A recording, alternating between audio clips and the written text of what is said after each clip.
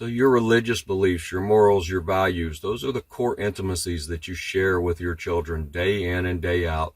Something as simple as praying before meals, praying before bedtime, reading your child bedtime stories, all of the answering random questions. Here's one of the reasons why your equal time is so important, because children ask questions randomly throughout the day and based on what's going on around them.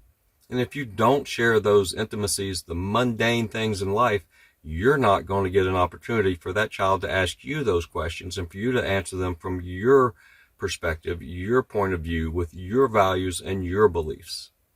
Right? So it's not okay for the judge to say for you to be Disneyland Dad or whatever the situation is.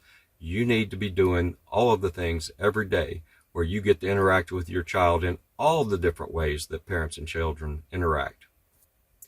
What's vitally important here is that children learn from observation. They learn a lot more from watching what you do than they do from listening to what you say, especially when you're giving them formal education.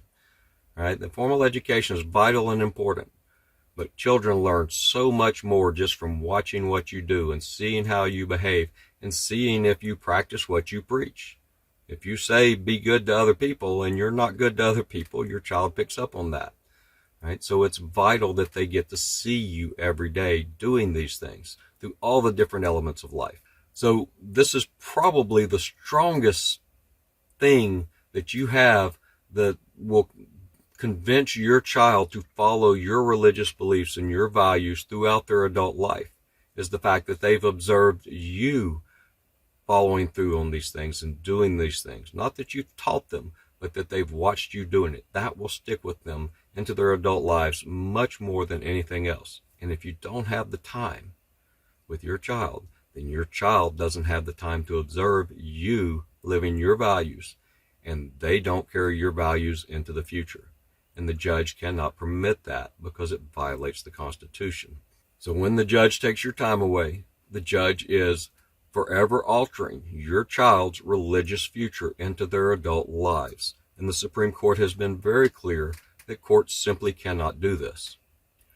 So in picking a winner and a loser parent, your judge is deciding what influences will be strongest in your child's life, particularly religious influences. As we've said, the First Amendment doesn't permit the judges to do this, not directly by asking religious questions, nor indirectly by depriving you of the time to share these things with your child. It doesn't even matter that religion is never raised in your proceedings, and a reasonably smart judge will avoid religious questions at all costs. But the mere fact that they take your time away interferes with your religious freedom. They don't have to say, I'm doing this for religious reasons, to violate your religious rights and for your First Amendment rights to be invoked and to provide you protection. You really need to introduce this concept of First Amendment rights, and particularly religious freedom rights, from the very beginning. Put it in your pleadings, put it in your motions, object in every single hearing.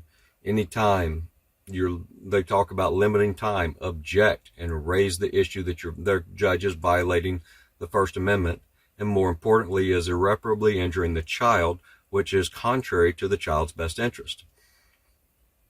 So, and raise the fact that you have the right to teach your child your religious values through the intimacies of daily living, through all the mundane activities that parents are supposed to have with their children. Drive that point home with the judge and make sure they know that any loss of time is going to be censorship, and it's going to be challenged as censorship.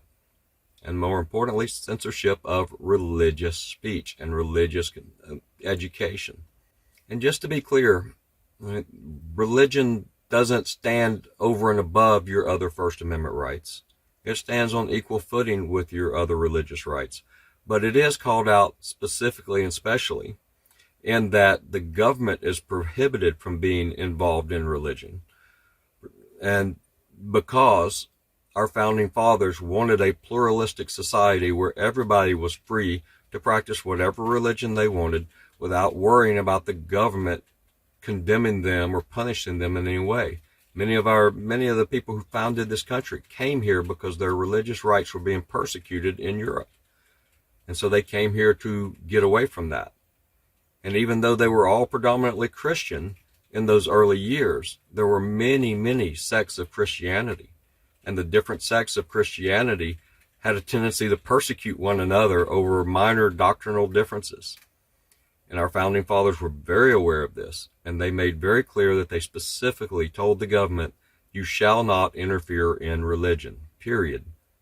The government has to stay neutral in religion. It can't sponsor religion. It can't ask for more religion. It can't promote religion, nor can it demean or degrade religion or try to encourage less religion.